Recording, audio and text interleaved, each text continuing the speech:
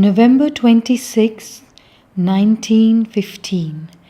Translation by Sri Aurobindo. The entire consciousness immersed in divine contemplation, the whole being enjoyed a supreme and vast felicity. Then was the physical body seized, first in its lower members, and next the whole of it, by a sacred trembling which made all personal limits fall away little by little, even in the most material sensation. The being grew in greatness progressively, methodically, breaking down every barrier, shattering every obstacle, that it might contain and manifest a force and a power which increased ceaselessly in immensity and intensity. It was as a progressive dilatation of the cells until there was a complete identification with the earth. The body of the awakened consciousness was the terrestrial globe moving harmoniously in ethereal space. And the consciousness knew that its global body was thus moving in the arms of the universal being, and it gave itself, it abandoned itself to it in an ecstasy of peaceful bliss. Then it felt that its body was absorbed in the body of the universe and one with it.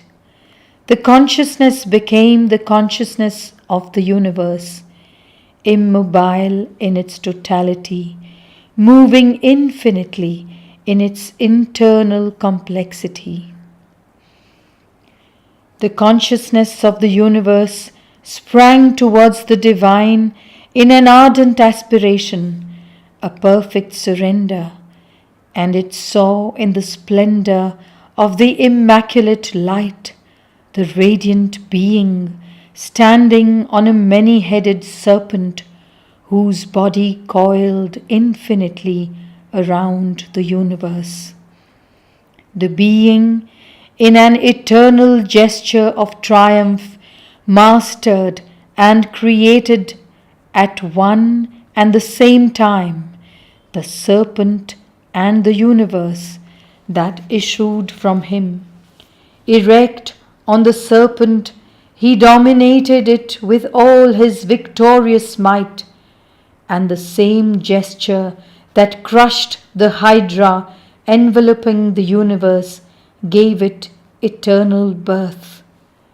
Then the consciousness became this being, and perceived that its form was changing once more. It was absorbed into something which was no longer a form, and yet contained all forms, something which immutable sees, the eye the witness, and what it sees is. Then this last vestige of form disappeared, and the consciousness itself was absorbed into the unutterable, the ineffable. The return towards the consciousness of the individual body took place very slowly in a constant and invariable splendor of light and power and felicity and adoration, by successive gradations, but directly, without passing again through the universal and terrestrial forms. And it was as if the modest corporeal form had become the direct and immediate vesture, without any intermediary, of the supreme and eternal witness.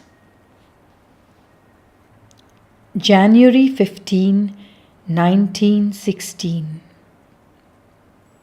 O Thou, whom I may call my God, Thou, who art the personal form of the transcendent eternal, the cause, source, and reality of my individual being, Thou, who hast through the centuries and millenniums slowly and subtly kneaded this matter, so that one day it could become consciously identified with Thee and be nothing but Thee. O Thou, who hast appeared to me in all Thy divine splendor, this individual being in all its complexity offers itself to Thee in an act of supreme adoration. It aspires in its entirety to be identified with Thee, to be Thyself, eternally Thou, merged forever in Thy reality. But is it ready for that? Is Thy work fully accomplished? Is there in it no longer any shadow, ignorance, or limitation? Canst Thou at last definitively take possession of it and, in the sublimest, most integral transformation, free it forever from the world of ignorance and make it live in the world of truth?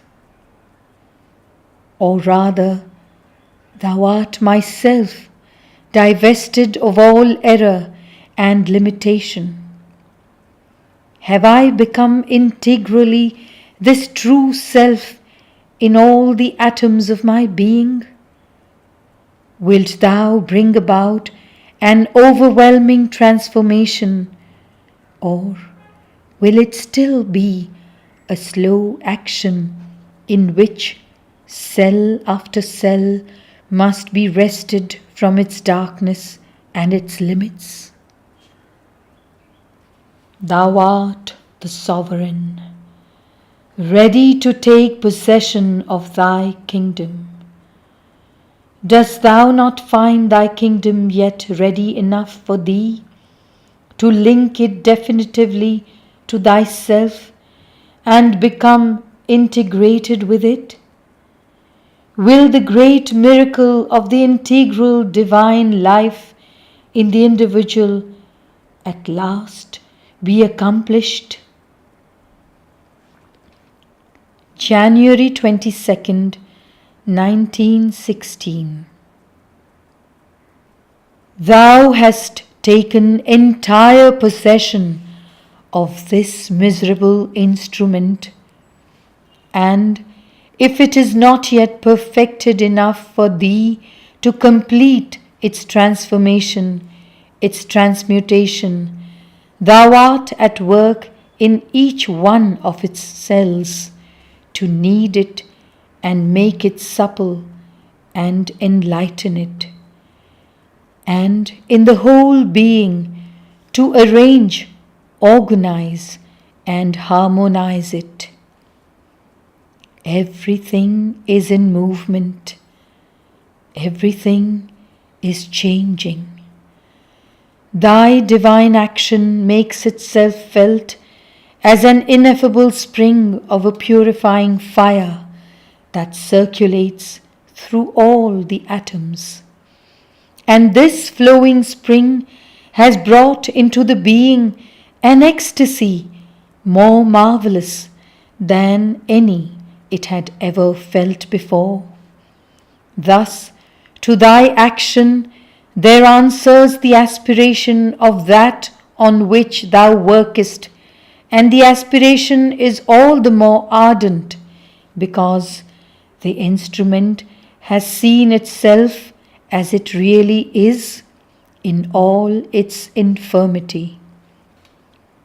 O Lord, I implore Thee, hasten the blessed day when the divine miracle will be accomplished. Hasten the day of the realization of the divine upon earth. January 23rd, 1916. O thou, divine inhabitant of this gross form, thou seest that it is a mass of limitations. Wilt thou not break all these limitations so that it may participate in thy infinity? Thou seest that it is full of obscurities.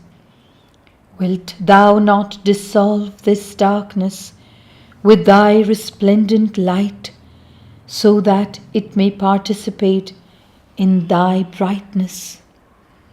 Thou seest it burdened with ignorant impurities. Wilt thou not consume all these impurities with thy devouring fire of love, so that the being in its integrality may now become one in all consciousness with thee? Dost thou not find that this somber and sorrowful experience of egoistic separativity has lasted long enough for the earth and humanity? Has not the hour struck in the universe for this phase of development to be replaced by another, dominated by the pure and vast consciousness of thy unity? Unceasingly, at every moment, my invocation rises to thee, and I call thee, Lord, O Lord, take possession of thy kingdom, illumine it with thy eternal presence, put an end to the cruel error in which it lives, believing itself separate from thee, while in its reality and essence it is thyself. Break down the last resistances, consume the last impurities, blast this being if need be, but let it be transfigured.